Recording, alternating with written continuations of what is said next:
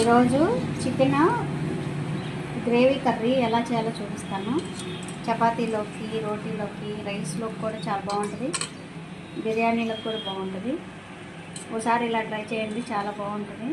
దీంట్లో చికెన్, ఉప్పు, కారం, పసుపు, కొంచెం అల్లం చిన్నులపాయ పేస్ట్, పచ్చిమిరకాయలు, కరివేపాకు, కొంచెం పెరుగు వేసి మొత్తం కలిపి ఒక అరగంట సేపు పెట్టాను ఇలాగా.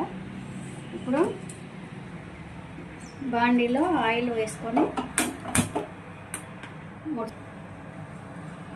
చెక్క, లవంగ,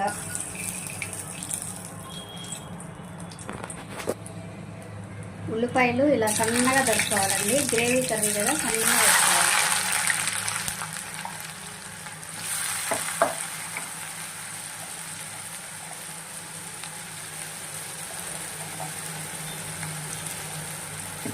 సన్నగా దొరుకుతుంటే గ్రేవీగా బాగా వస్తుంది.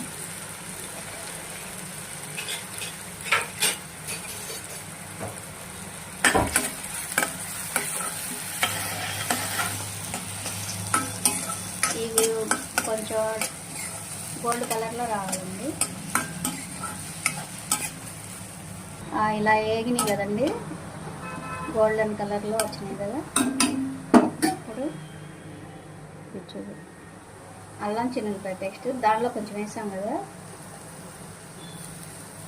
సరిపోతుంది కొంచెం.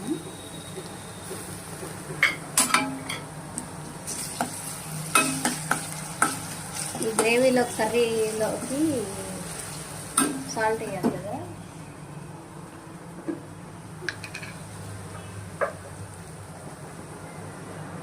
ఇది చికెన్లో కలిపాను కదండి, ఇది గ్రేవీ కోసం సాల్ట్. ముక్కకే పట్టేసింది కదా సాల్ట్ అంతా. ఇది ఇప్పుడు వేసుకుంటే గ్రేవీ కూడా ఉంటుంది. కొంచెం కరివేపాకు.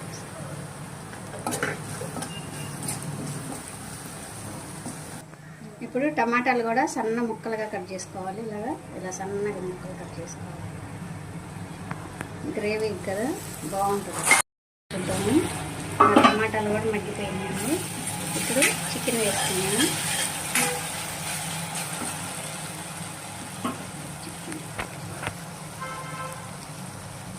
కలిపి పెట్టుకున్న చికెన్, ఉప్పు, కారం కలిపి పెట్టుకున్న చికెన్